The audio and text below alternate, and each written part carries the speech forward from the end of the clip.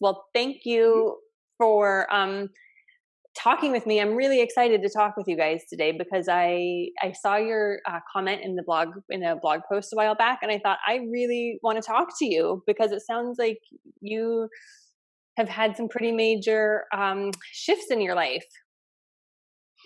Yeah, definitely. You could say that. Yeah, So you live in France, right?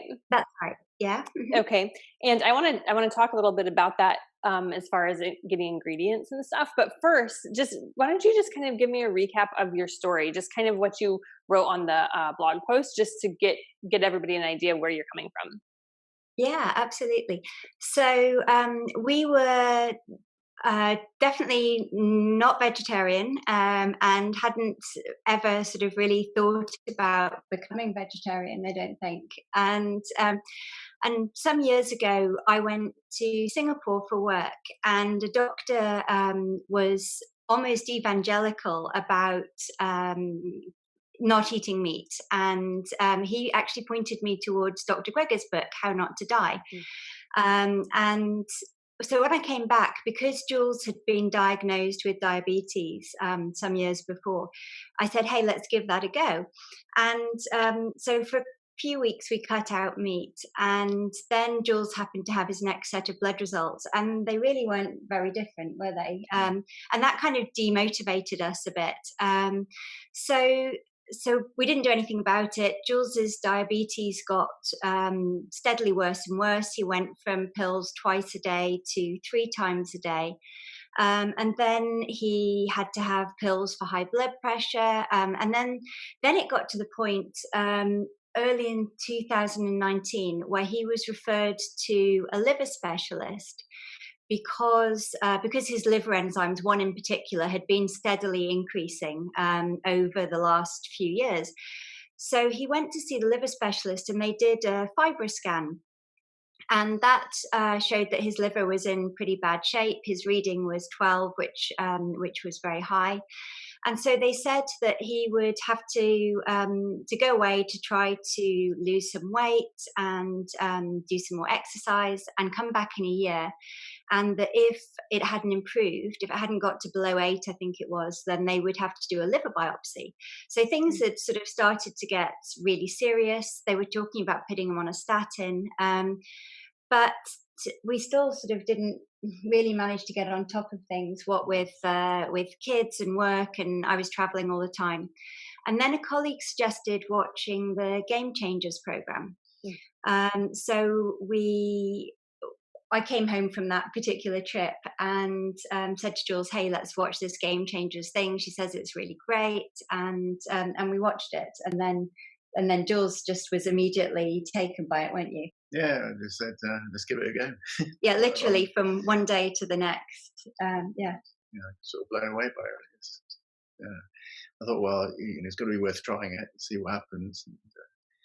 And it was enough of an influence to me to make me, go for it in terms of completely cutting out meat and dairy and seeing what happens next. So so we then went on decided to go vegan, I guess, and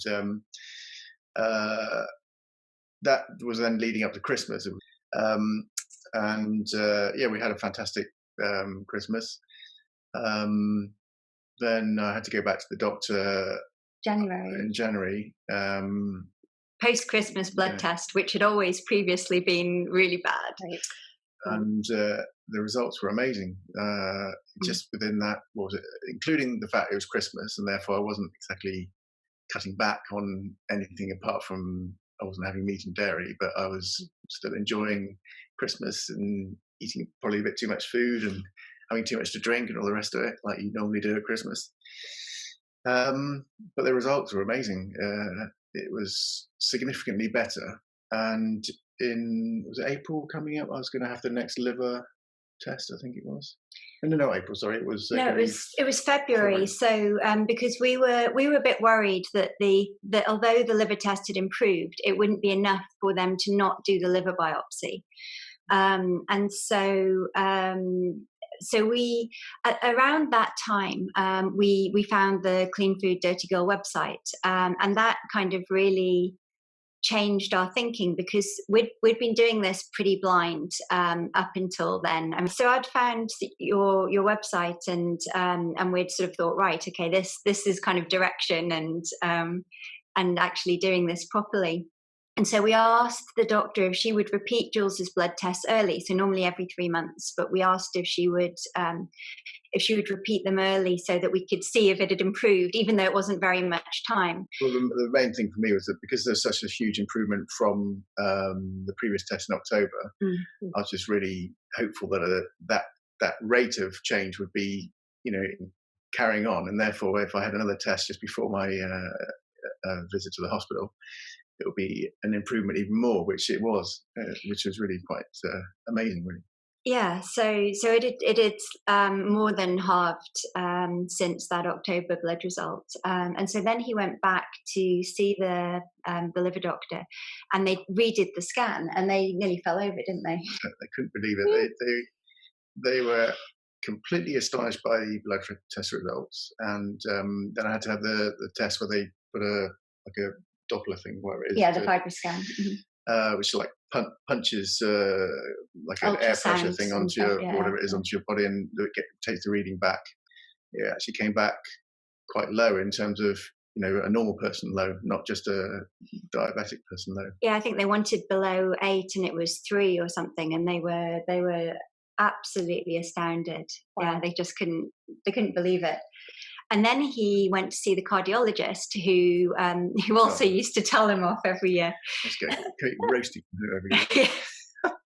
Yeah, he would. Poor Jules kind of spent his life in dread of doctor visits, right? Because they would just absolutely tell him off, and the cardiologist especially would tell him off about his weight and his cholesterol, even though his cholesterol had never been terrible. I guess with the diabetes, he wanted it to be really, really low, which is why he'd been talking, I think, about maybe statins and things like that. Mm-hmm. And so that was really great. And then, of course, away from that appointment with instead of being told off for a change, he's congratulating me.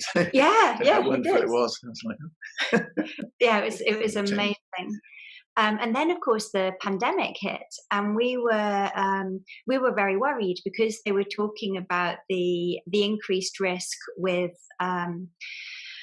for people who have diabetes and people who have high blood pressure, I think, and various other things. So obviously it was a big worry.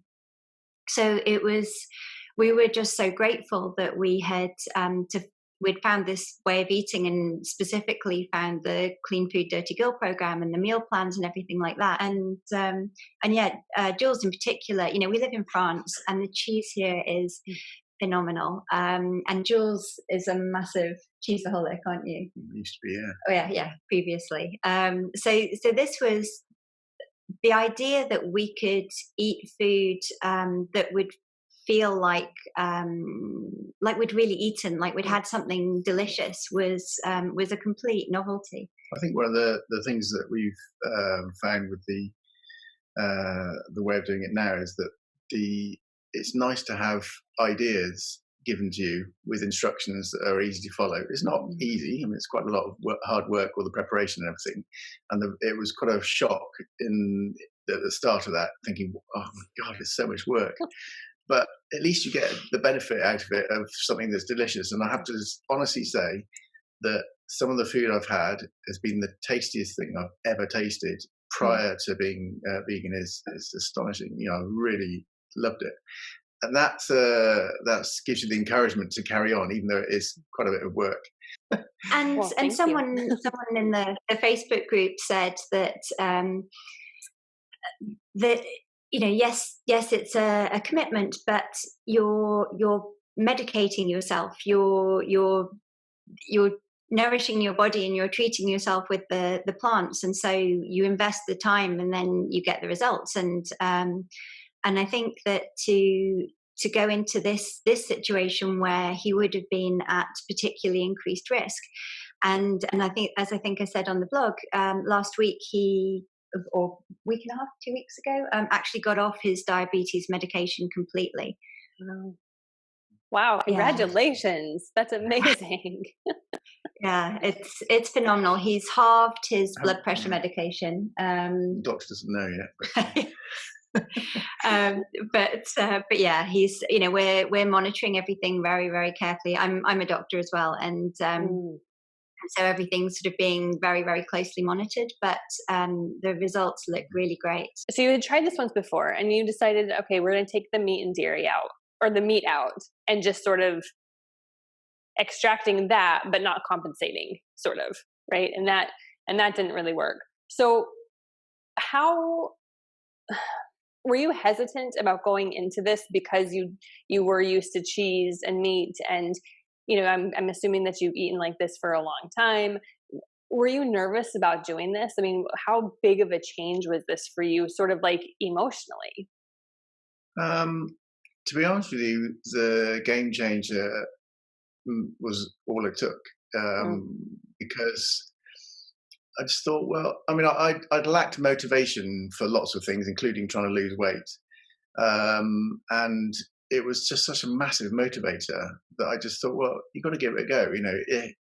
If you give it a go and it works out, it turns out it's a load of rubbish or whatever, then okay, but you've got to give it a go. And it was enough of a motivator to make me think I've got to give it, a try. And then when the blood tests came back after that, it was like, wow, this is something. I think I honestly don't think I've really missed meat at all. Cheese, yes, but I've not really particularly craved it. I just, I enjoyed cheese a lot, but I wasn't so fussed about meat. And it took me probably about 2 to 3 months to get used to having soya milk and tea. It took me quite a while to get used to it, but now I love soya milk and tea, and I don't think I'd like to go back to normal or cow's milk. Yeah. So but other than that,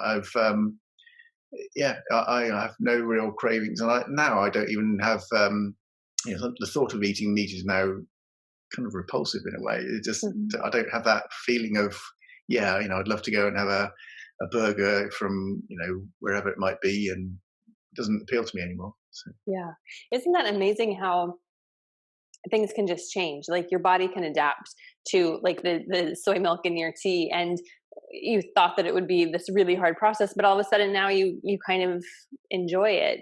It's so amazing how we can just adapt. And also I think because you've had such amazing results, those results are the things that motivate us to keep going.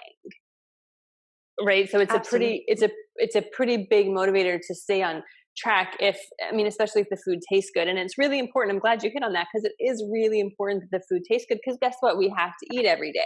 If you're not satisfied, then it's not going to be a sustainable solution, because you're always going to be hungry and not satisfied. So I think, having meals that are really, really satisfying, it makes all the difference. And so I'm really happy that you found us and that you were able to just say, okay, I'm going to give it a go and I'm going to give it a shot, because what do you have to lose? I think that's amazing. Yeah, and Jules commented that this doesn't feel like a diet. It doesn't. It's kind of a lifestyle, isn't it? It doesn't feel like something you go back from at any point. Yeah, or that you kind of reach a target and then that's it. It's not like that. Yeah. The fact that you can eat, the quantity of food, I feel, I'm comfortable. I feel I'm enjoying the amount I'm eating, and I've lost quite a bit of weight. Yeah. Kind of plateaued at the moment, and I still need to lose a bit of weight. So I need to have a think about. In fact, we watched that other one, didn't we? And they were saying about cashew nuts. Yeah, we watched one of the other interviews on the blog, and someone was saying about reducing the number of cashews and maybe putting some white beans in, and sort of thinking about fats. So yeah, we probably need to do that a little bit just to. Yeah, there's definitely ways to tweak, depending on your individual needs. That's for sure. But I think, like you really hit on the head, this isn't a diet, because it's not about restriction. It's not about counting your calories. Like, it's really about eating. And that's the beauty of it when and so it really is such a lifestyle change. And you painted it beautifully. When you actually crave a salad instead of eating it because you should, like, that's the lifestyle change. You know, when you crave this kind of food, like, you know, you're in it. It's just, it really is phenomenal. I mean, I've pretty much all my adult life, I've really restricted food, and I haven't dared eat very much. And you know, and as soon as I do, especially with travel, you know, you're at conferences, and you know, there's food there, and maybe you're a bit miserable because you're away from home, and you think, well, I deserve that muffin, or I deserve that piece of chocolate cake, or whatever. And so I've always had to be really, really careful, and I've been completely astounded by how much I can eat. You know, it just seems crazy amounts of food that I can eat, and you know, I lost some weight, and you know, now it's stable, and I'm eating loads. It's great. Right. I mean, you know, you eat more than you ever did, and yet your weight just kind of doesn't go up. I mean, I eat all the time. People are amazed at how much I eat. I'm like, I love it, and it's all, you know, veggies and fruit and grains and beans. It's like, yes, it's about eating, and so it's incredible, especially if you have been on diets in the past, and it's so the opposite of all of that. You know, eating more and then being able to lose weight or to maintain a lower weight is just crazy for people. So you being a doctor, and I'm not sure what you do, Jules, but you're both very intelligent people, obviously. So were you surprised at the results of doing this? I know you went into it with kind of like, well, we'll just see how it goes. But when you actually got the results back from your doctor and were able to get off diabetes medication and lower your blood pressure meds and have your liver numbers be great, I mean, were you really surprised that it actually worked as well as it did? Yeah, it was astounded. Yeah, I was astonished. I think, yeah, I have a friend who went plant-based a while ago for some immune issues, and I thought that was kind of an odd thing to do. To be honest, it's just not.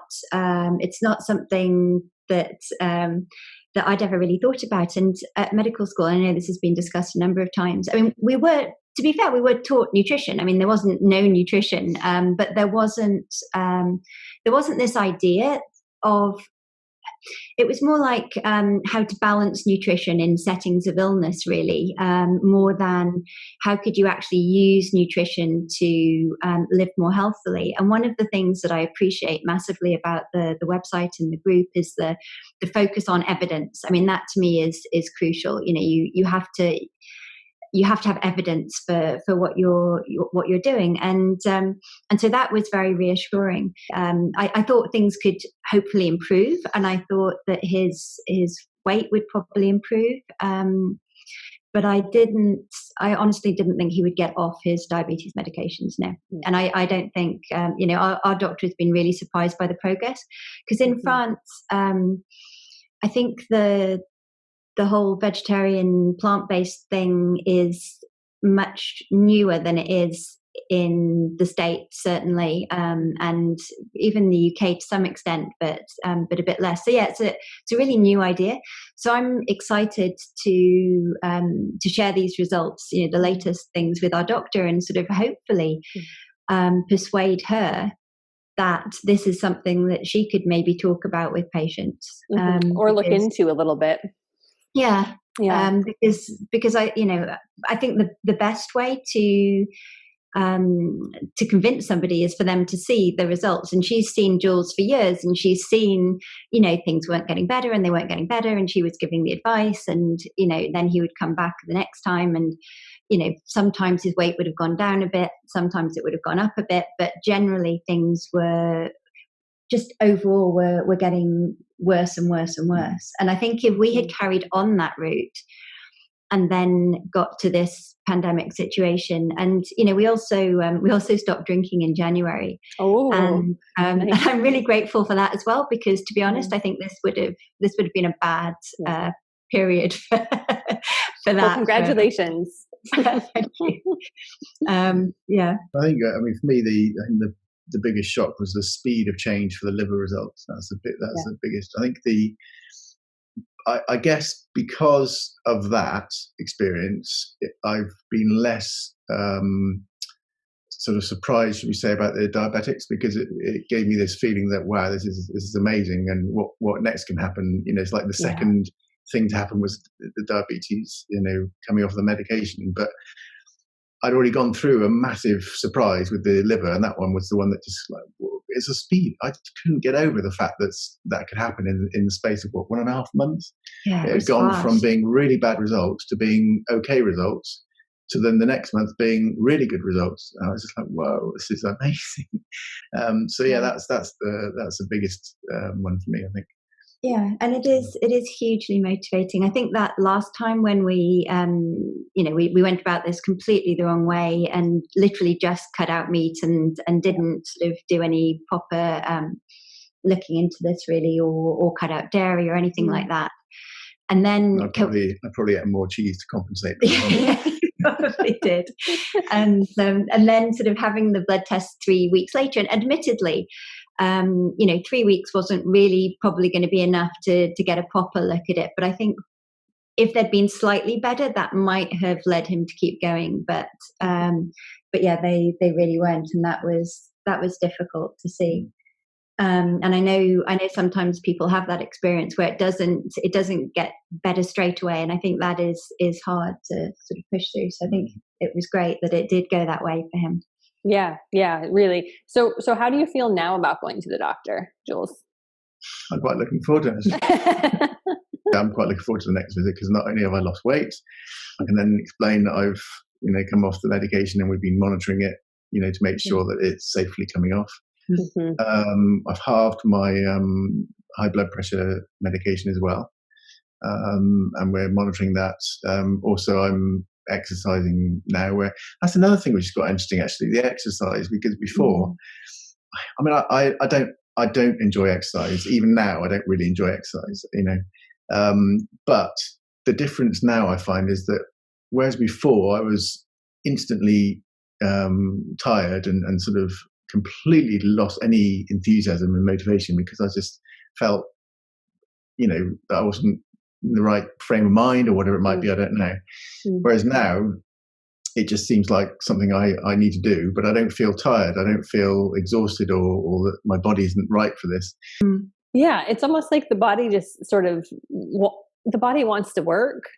And it's like you remove those roadblocks, and all of a sudden it's like, oh, the body is doing its job, and it's having more energy, and it's a really a holistic approach, isn't it? Like, and it's really cool that the same diet that's really good for managing diabetes, it's the same diet that's really good for the heart, and it's the same diet that's really good for the liver. And it's like it's not just one thing. And I think you really hit it and said, okay, well, if I can achieve this, then like what else can it do? And you were talking about too how fast that the body sort of changes and starts to bring itself back into balance. And I've heard that so many times. People are just saying, I can't believe in like a month my life has completely changed. And that's why I love talking with you guys and with people who have had similar experiences, because I always think, you take somebody who's really down, who's tried all of the diets, who can't lose weight, who's on, who's type 2 diabetic. And I just want to tell them, look, in 1 month, it could be so different for you, just in even a month, and there would be enough results that you'd say, okay, well, let's try to keep going. So I really thank you for sharing your story to help motivate other people. And even, I don't even care. They can get our meal plans. They can get other meal plans. But I think, going at this from a whole plant foods direction and making sure that you're getting all of the nutrients and, doing it the right way, it makes all the difference. Oh yeah, no, it's huge. I had sort of despaired. You read all these inspiring stories online of people who've turned things around, and they've sort of, they've improved their health a lot, and they've taken up, they've gone from sort of being overweight and very unhealthy to sort of exercising all the time. And I just didn't think that would ever happen. I thought, how nice, but it won't happen. It's not for you. Yeah. It's seriously, if it can happen with us, then it really can happen with anyone, because things were really difficult, and I truly believe that the recipes and things make a huge difference. It's just made it something that is absolutely sustainable, as opposed to kind of a chore that we know we should do for our health. It's great. I think the thing that's really been a massive issue, or not issue, sorry, a benefit to us is the fact you're provided with a menu for the week with instructions. Because it was always the thing is like, oh, what should we eat tonight? Oh, I don't know. So that's been quite a big lifestyle change for us as well. Just the fact that we've got this plan given to us. We don't have to think about anything. Yeah. We know that it's all going to be delicious. We haven't yet had one that we didn't like.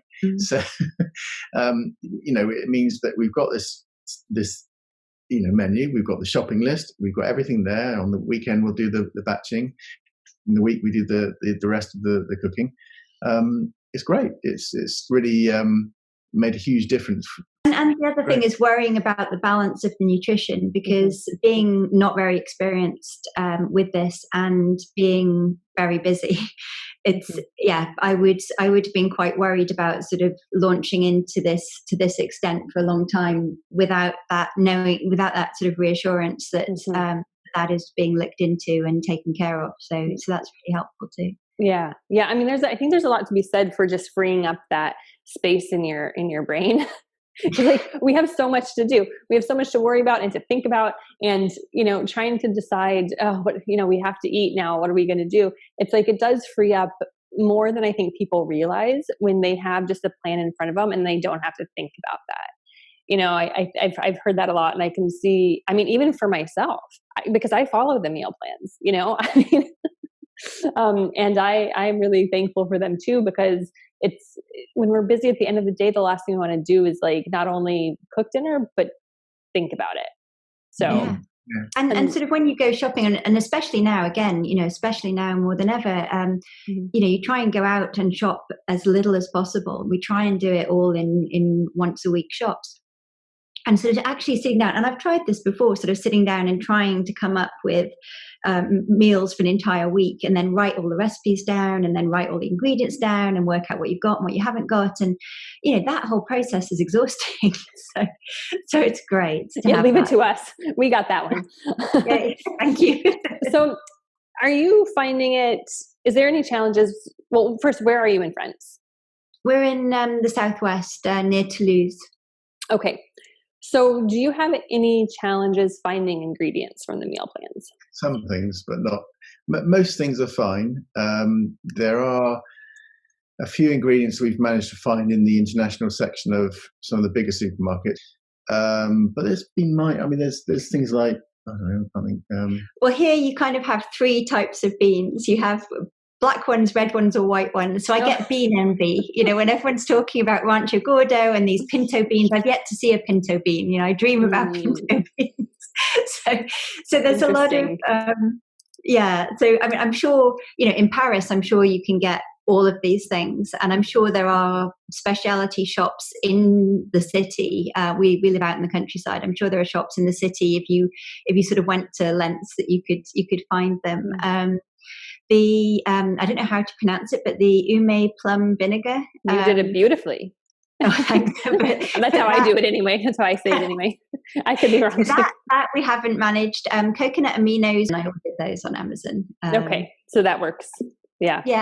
So you can get most things. And then I was in the States for work at the very beginning of the year, and I got to go to Trader Joe's, and that was exciting because some of these things that everyone had been talking about, I could actually get hold of. But it's not a problem. Definitely isn't a problem. There are a few sort of minor things. I don't think we've managed to find anything resembling collard greens. I'm still intrigued about what those are. So, but we just substitute, and as everyone comments, the plans are really substitution friendly. So even I guess what we make probably doesn't taste exactly like what was intended, but it all still tastes really good. So yeah, well, good for you. I think some people go into this and think, well, if I can't get everything exactly, then it's just not going to work, and it's so far from the truth.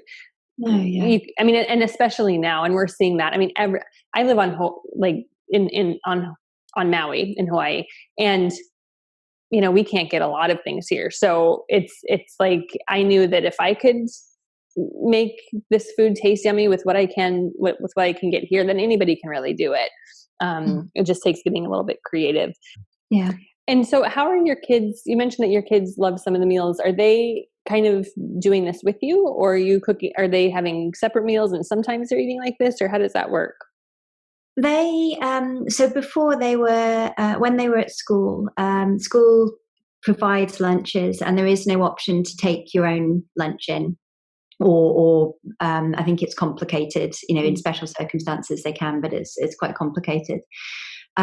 So they were having whatever it was that was offered at lunchtime, which would always be meat or maybe sometimes fish. And then at home they were eating whatever we cook.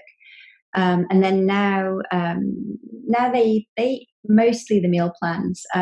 We have what we call a get out of food free card. So if there's something like they get to use once a week, so if there's something that they just really aren't going to like, then we'll do something different. We'll do sort of gnocchi with these sort of vegan bite things. They're like soy bites, a bit like chicken nuggets. But yeah, they've definitely tried so many more things. That's been the really interesting thing as well, actually, is that they've become a lot more adventurous and a lot more sort of willing to try things, and a lot less horrified by plates of things that really would have scared them beforehand. So I don't know if it's an age thing, or whether it's the fact they've seen us eating this and they realise it's health, because they understand the health side of it. So that's the other thing, which is good. And I don't know if that's the reason, but they seem to be more willing to eat something which they may not be, massively in love with, but it's okay. Whereas before, if they didn't absolutely love it, it's like, oh, I don't want this, and they want something else. So that's a bit of a change as well. They're definitely. I mean, we haven't. We're not forcing them to do that. So they still have cheese that they'll put on things at lunchtime. Sometimes, if we have pizza, they'll put grated cheese on it, and then just have whatever we have. And if we could go out to restaurants, when we could go out to restaurants, they would order whatever it was that they wanted to order. But then at home, they would quite happily eat what we're eating. So that's been really great as well. So they've tried a lot of things that I don't think they would have tried, and we've discovered so many new things that we'd never even heard of. So it's really good. Yeah, it's funny because a lot of people, when they think about doing this, or when they hear about this, they think, oh, it's so, I'm not going to, it's so restrictive.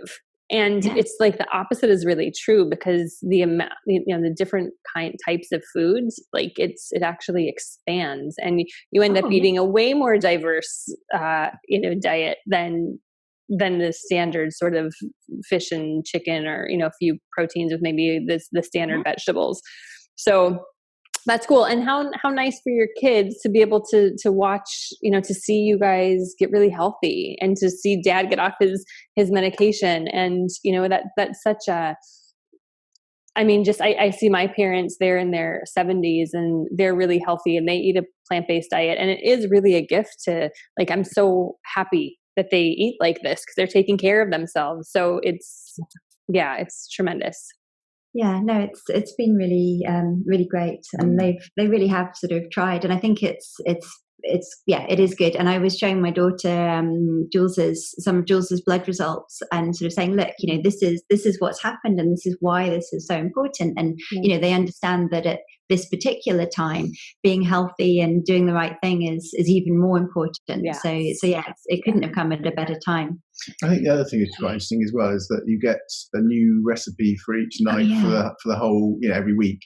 Whereas, I mean, if I think back to recipe books that we've had in the past, we put little tabs in ones that we've tried and we've liked, and then you tend to go back to the same ones again. So out of all the recipe books we've got, we've probably, probably less than 30%, or probably less than 25% of the book has been used, because you find a few that you like and you use them and you keep using them. Oh, you get in such a rut. You might try another recipe book, and then you flick through the book and think, I'm not so sure, that looks like a lot of work, I'll flick to another one, or it doesn't appeal to you that night, and you just don't do it. So it's interesting that the amount of recipe books we've had in the past that we've just not used much of, Whereas now we're getting a new recipe every night. So Yeah. that's a nice, exciting experience as well. We're not repeating things all the time. Yeah, and that's really cool. So that's a very interesting side effect of this. Yes. So the kids are always really intrigued, what is it tonight, or what's the meal plan this week? And it's nice to be excited and excited about what you're going to eat, and not getting in that rut of cooking the same 5 things over and over again and then getting bored with it. And then, it's so true. And it is work, it's like, but if it wasn't work, then, convenience foods are convenient for a reason. Yeah. It does require work, but damn, the payoffs are so high. It's huge. And with experience as well, we've completely reorganized our kitchen. It's a different place now. There's like all these jars full of things that would have been mysterious, and then there are the great ingredients like arrowroot, which I love. It makes me feel like a witch. Yes. It feels like this kind of Eye of Newt type. Yes, making your potion.